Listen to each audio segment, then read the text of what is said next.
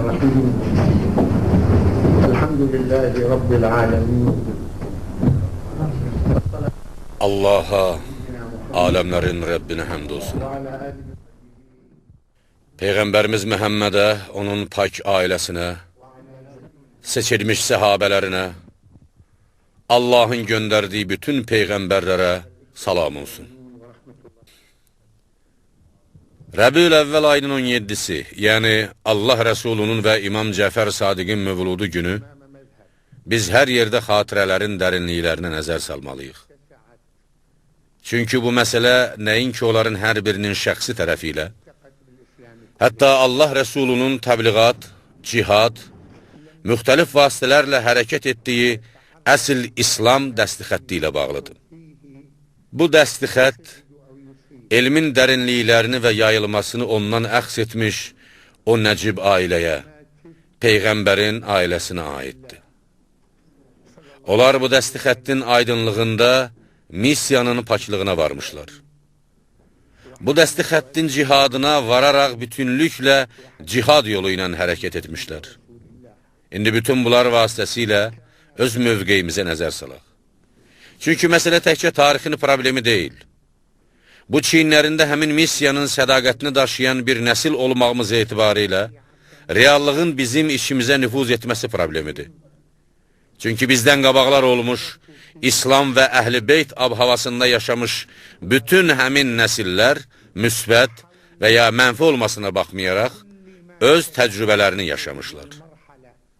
Bizdən qabaq yaşayanlar arasında İslama, onun əhlinə, o pak ailəyə sadiq olmuş, öz səylərini və güclərini, çox hissəsini İslama sərf etmiş, müsəlmanlara öz mövqeylərində şan-şöhrət, izzət mövqeyi əta etmiş kəslər vardır. Bizdən qabaq yaşayanlar arasında İslama, onun əhlinə, o pak ailəyə sadiq olmuş, öz səylərinin və güclərinin çox hissəsini İslama sərf etmiş, müsəlmanlara öz mövqeylərində şan-şöhrət, izzət mövqeyi əta etmiş kəslər vardır.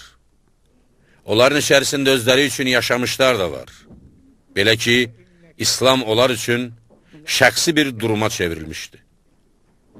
Onlar öz varlıqlarından kənara çıxa bilməmişlər. Əksinə, yerinə yetirdikləri fərzlərin içində özlərinə qapanmışlar və İslamda təbliğat yolunda hərəkət edə bilməmişlər. Burada elələri vardı ki, şəraitin imkan verdiyi bəzi mövqeylərdən xeyir güdməyə başlamışlar, pisliklər etmişlər, insanlar üzərində haqsız olaraq ağalıq etmiş, haqq yolundan sapmışlar. Bununla da İslamın zəiflədilməsində iştirak etmişlər. Habelə onlar İslama, onun əhlinə düşmənçilik bəsləyən insanlar tərəfindən göstərilən hədə-qorxular qarşısında İslamın məğlubiyyətində iştirak etmişlər. Beləliklə, bizi qabaqlamış tarix, yeni nəsillərə imkan, macal vermək üçün tarixin dumanları içinə daxil olmuş müxtəlif nümunələrdə yaşamışdır. Bugün Allah Rəsulunun doğumu ilə bağlı təntənəli şəkildə qeyd etdiyimiz İslam haqqında İmam Cəfər Sadiqi xatırlamağımızla təntənəli şəkildə qeyd etdiyimiz Əhl-i Beytin yolu və xətti haqqında nə demək olar? Burada nələr vardır? Biz İslam gerçəkliyində müsəlmanların dünyanın 1/5-ni təmsil etdiyini görürük. Onların sayı milyardı ötüb keçir. Lakin biz daxilə nüfuz etdikdə nə görürük? Görürük ki, müsəlmanlar çox saylı məzhəblərə bölünmüşlər. Fikir, şəriət, üslub cəhətdən İslam reallığını dərk etmə səviyyəsində onları birləşdirən bir məzhəb yoxdur. Bununla yanaşı görürük ki, bu məzhəbçilik onun daşıyıcılarının şuurunda daşdaşmış, donmuş bir hala çevrilmişdir. Hamısı belə bir qərar vermişlər ki, hər hansı bir fikrin daşıyıcısı ondan kənara çıxmamalı və digərləri ilə diyaloqa girməməlidir. İdeoloji məzhəbçilik onların şəriət və məzhəb dəstixətlərində bir adətə çevrilmişdir. Onlar öz hərəkətlərindəki bütün xətləri təfsilatı ilə təsəvvürlərinə gətirə bilmirlər. Bununla da müsəlmanlar bir-birlərinə yaxınlaşa bilmirlər. Onlar razılığa gəldikləri şeylərdə belə birləşə bilmirlər. Əksinə, razılıq nöqtələri olmadan, ixtilaf nöqtələri İslami əlaqələrdəki görüntünün mərkəzində duran şeylərə çevrilir. Sünni ilə şiə bir yerə yığıldıqda, onlardan heç biri digərinə demir ki, bizi bir yerə İslam cəm eləyib. Əksinə, biri o birinə deyir ki, sən şiəliyində qal, mən də sünniliyimdə. Bununla da məzhəbçilik dinə bənzər bir şeyə çevrilir. Hətta o, öz məzhəblərini təmsil etmək məsələsində müsəlmanların hisslərinə daxil olmuşdur. Yəni, bunun dini, digərinin dinindən fərqlənir. Ola bilsin ki, bu, onlar arasındakı əlaqələri nifrət əlaqələrinə çevirən bir daşdaşmış, psixoloji bir vəziyyətə çevrilmişdir. Əslində, nifrətin İslam vasitəsilə Allaha məhəbbət içində yaşayan, fikir ayrılıqları məsələsində bir-birlərini başa düşmək üçün əməkdaşlıq edən, bunu Allahın dediyinə cavab olaraq Allaha və onun rəsuluna aid edən müsəlmanlarla heç bir əlaqəsi yoxdur. O deyir, əgər bir iş barəsində mübahisə edirsinizsə, onu Allaha və onun rəsuluna həvalə edin. Ən-Nisa 59.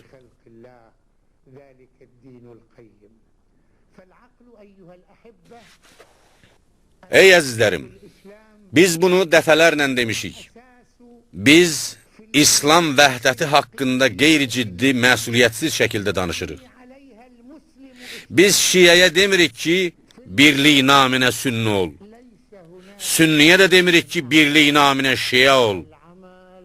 Lakin biz sünniyə deyirik ki, öz sünniliyində müsəlman ol. Şiəyə də deyirik ki, öz şiəliyində müsəlman ol. Əgər biz İslamı, bizi səciyyələndirən xüsusiyyətlər üçün əsas baza, dayaq götürsək, onda biz İslamda şiəliyin və sünniliyin dəstixəttini anlamaq üçün birlikdə çalışacağıq.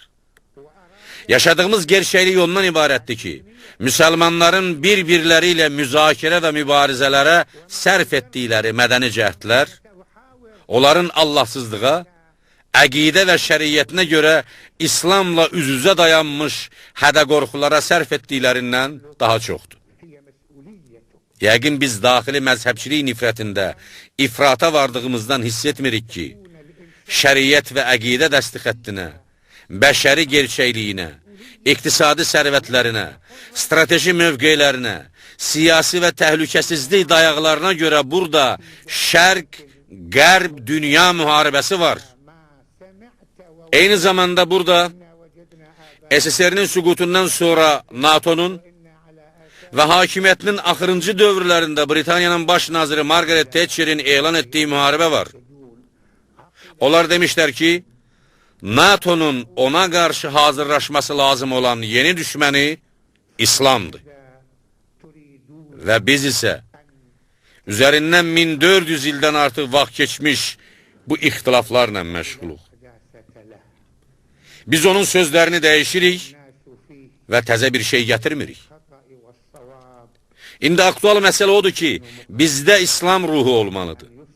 Budur, sən şiə olmusan, çünki sən əminsən ki, şiəlik əsl İslam yoludur. Digəri sünni olub, o da əmindir ki, sünnilik əsl İslam yoludur. Əgər siz hər ikiniz İslama sadiqsinizsə, bir-birinizə qarşı daşıdığınız nifrət hissi ilə yox, İslam ruhu ilə diyaloqa girin. İxtilaf etdiyimiz şeylərdə nəticəyə varmaq üçün ağlın açıq olması kifayət etmir. Əksinə lazımdır ki, eyni zamanda qəlb açıq olsun. Ağıllarımızı nəzəriyyələr ilə doldurmağımıza baxmayaraq, qəlblərimizi bir-birimizin üzünə bağlasaq, ağıl nə səni, nə də məni inandırmağa, əmin etməyə nail olmayacaq. Çünki qəlb, ürək əsasdır. Biz keçən mühazirələrimizdə də demişdik ki, Resulullah insanları ağlı ilə qazanmamışdan əvvəl qəlbi ilə qazanarmış. Çünki onun qəlbi hamı üçün açıq idi. Əli əleyhissalam bizə öz hikmətli kəlamı ilə bunu öyrətmişdir. Şərri öz qəlbindən çıxartmağınla başqasının qəlbindən çıxart. Ey sünni, səni eşitmək üçün şiyyənin sənə yaxınlaşmasını istəyirsənsə, qəlbini ona aç. Ey şiyyə, əgər sünninin səni dinləməsini istəyirsənsə və dialoqda sənə imkan verməsini istəyirsənsə, öz qəlbini ona aç. Qəlblər bir-birlərinə açıldıqları zaman onlar ağla parlaq bir işarə verirlər ki, o da açılsın. Lakin biz hər zaman bağlı və nifrət bəsləyən qəlblərə uymuşuq. Biz Peyğəmbərimizin iman və məhəbbət arasında bağlılıq yaradan sözlərini eşidirik. Özü üçün istədiyini, qardaşı üçün də istəyənədək və özü üçün istəmədiyini, qardaşı üçün istəməyənədək sizdən heç biri mömin sayılmaz. Məhz bu, müsəlmanlar arasında mövcud olan İslami bir reallıqdır.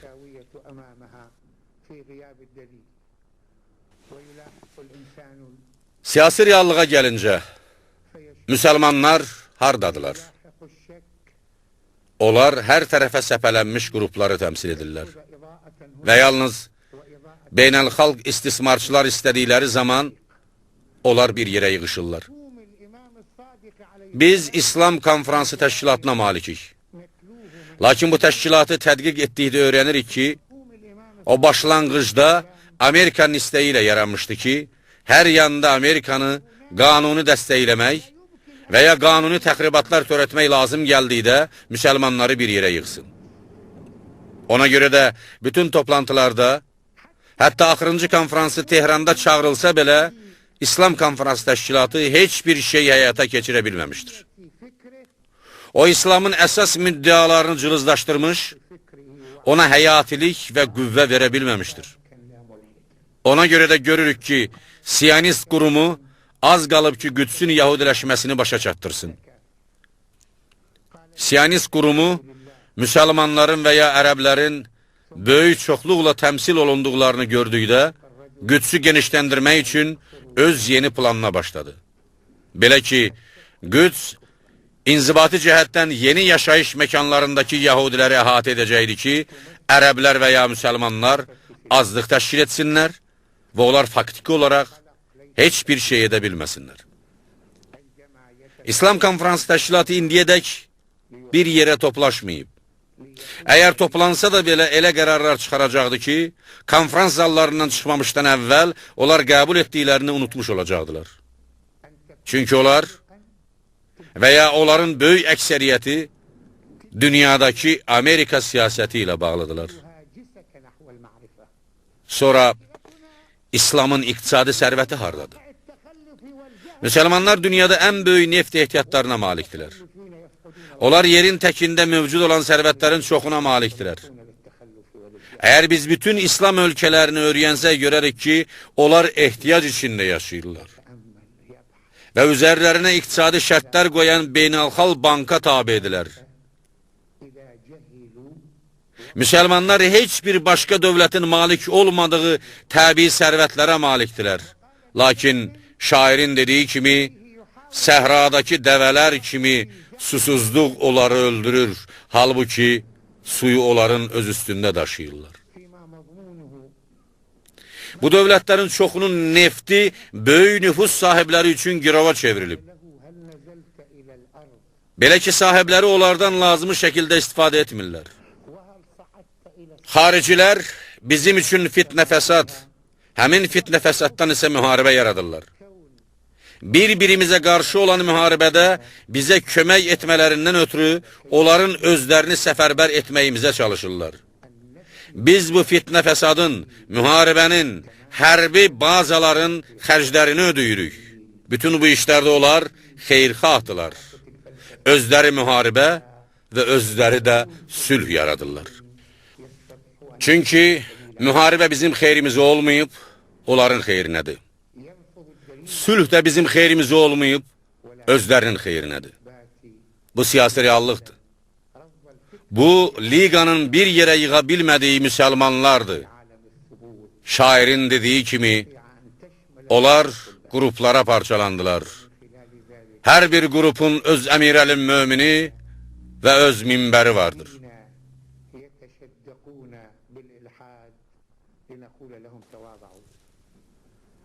Təhlükəsizlik faktına gəlincə, biz artıq siyonist qurumla olan mübarizəmizi dondurmuşuq və demişik ki, müharibə bitib. Biz Fələstin və Livandakı İslam müqavimətini dəstəklədikdə utanaraq və xəcalət çəkərək dəstəkləyirik. Çünki bu mərhələnin reallığı ərəblərdən pozitiv şəkildə danışmağı tələb edir. Lakin yəhudilər bir-birlərinə pıçıldayırlar ki, ya biz bu qanuni ekstremistlərə son qoymalıyıq, ya da onları əhəlləşdirməliyik. Artıq əhəlləşdirmə əməliyyatı başlamışdır. Bu, müsəlmanlığın gerçəkliyidir. Əgər Peyğəmbər bu mərhələdə gəlsəydi və bizim halımızı görsəydi, o bu dünyada müsəlmanlar üçün çəkdiyi surəti görərdimi? Möminlər öz nəcibliklərində bir-birlərinə rəhm etməkdə, lütfkarlıq göstərməkdə sanki bir bədən kimidirlər.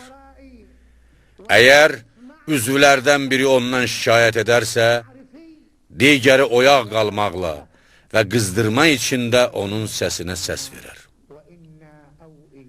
Kim müsəlmanların işləri ilə maraqlanmadığı halda sübhə çıxarsa, müsəlman deyil. Əgər bir kəs, ey müsəlmanlar, kömək edin çağıran insanı eşidib, ona cavab verməzsə, o müsəlman deyil.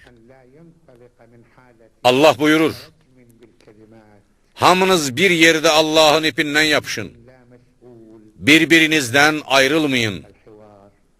Allahın sizə verdiyi nemətini xatırlayın ki, siz bir-birinizə düşmən ikən, o sizin qəlblərinizi barışdırdı və onun neməti sayəsində bir-birinizlə qardaş oldunuz. Siz oddan ibarət uçurumun kənarındaykən, o sizi oradan xilas etdi. Lakin biz isə bu uçurumu dərinləşdirməyə çalışırıq.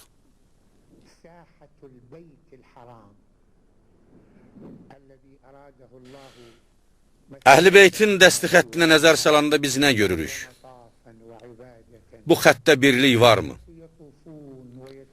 Biz bilirik ki, bu xətt onu yolunu azmaqda, kafirlikdə və s.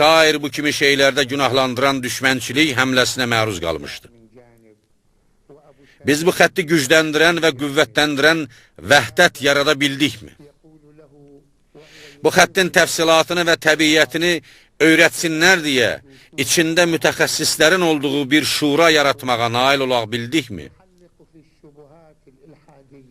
Elmi yollarda rəngarənglik təmsil etməsi etibarıyla, haqqında elmi işdə zənginlik nümayiş etdirir deyilən mərcəliyin bolluğunda yaşadığımız vaxtda görürük ki, o mərcəlik bağlı dairələrə çevrilmişdir.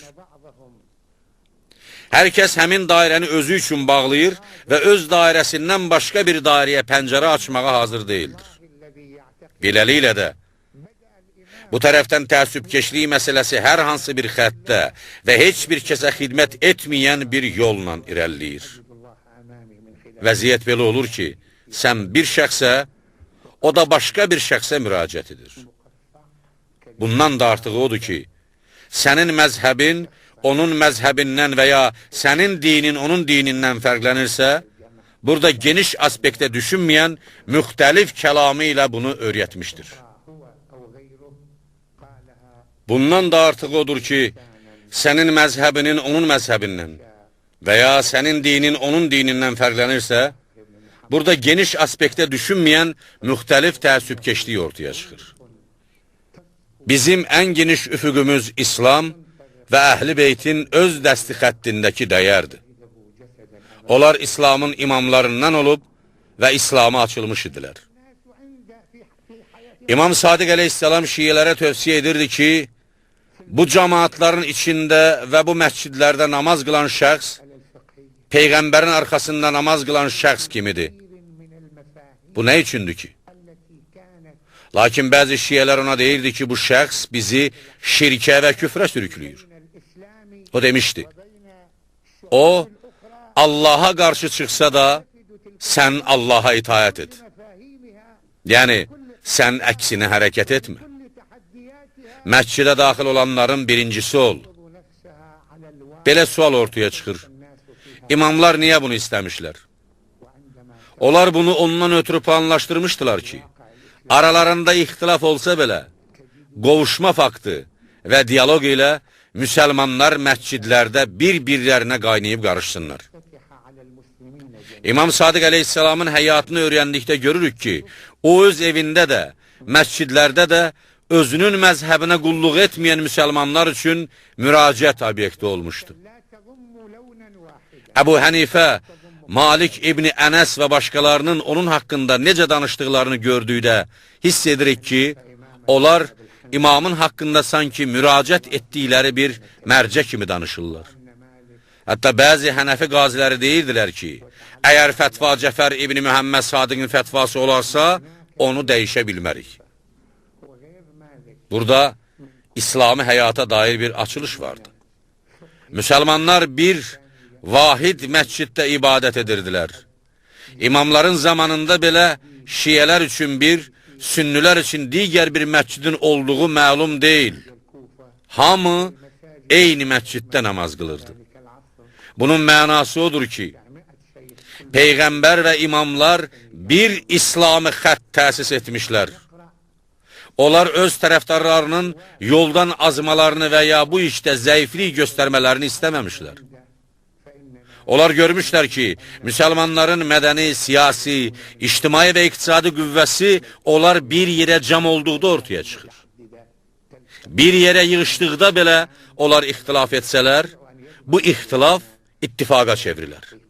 Lakin sən tək bir tərəfdə, o da o biri tərəfdə oturduqda, sən onunla, o da sənlə danışa bilmir və bu uzaqlıq üzündən hər bir qrupun digərinə qarşı daşıdıqları uydurma və qorxulu surətlər üst-üstə yığılacaq. Bir xalq məsəlində deyildiyi kimi, uzaqlıq soyuqluqdur.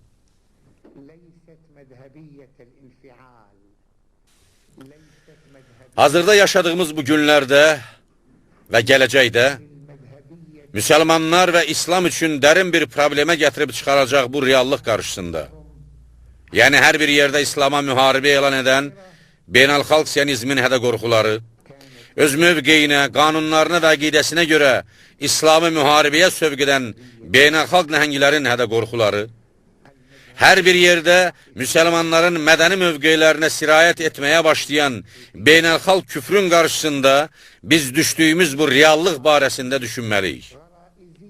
Hər birimiz bir küncə qapılıb, dünyanı təmsil etdiyini düşünərək öz yerində əyləşməməlidir. Hər bir insan öz şəxsiyyətinin daxilində boğularaq özünü öz varlığında həbs etdirməməlidir. O belə hesab etməlidir ki, onun varlığı bütün ümməti təmsil edir. Hər kəsin öz mövqeyi və rolu var. Qarşımızdakı üfüqlər genişdir. Gəlin, azad havada nəfəs alaq. Çünki yaşadıqlarımızın çoxu pislik ab-havası ilə doludur. Gəlin, yaradıcı şuuru ilə hərəkət edək. Belə ki, həyatımıza müsəlman olaraq yaşamağımız üçün günəş işıq salar və bizə hərarətini və nurunu əta edər. İstəyirik ki, Rəsulullahın əmanətini öz çiyinlərimizdə daşıyaq və onu bu dəsti xət və reallıq səviyyəsində özümüzün əsas işimiz hesab edək. Əzizlərimiz, İmam Sadiq əleyhissalam bəzi kəlamlarında demişdi, din yalnız məhəbbətdir. Allah-u Teala bizə köklü məhəbbətin reallıqda nə cür olduğunu öyrədib. De, əgər Allahı sevirsinizsə, onunla mənə tabe olun. Tabe olun ki, Allah da sizi sevsin. Nifrət yox, məhəbbət, parçalanma yox, birlik, düşmənçilik yox, qardaşlıq. Bütün bunlar o şeylərdir ki, Allah müsəlmanlardan bu şeylər üzərində hərəkət etməyi istəyir. Peyğəmbər və İmam Sadiq əleyhissalamın mövludu günü biz onlara öz qəlbimizdən, ağlımızdan, taqətimizdən məhəbbət bəsləyən, sevən və açıq bir İslam əta etməliyik ki, o müsəlmanları məhəbbət və məsuliyyət dairəsində birləşdirə bilsin.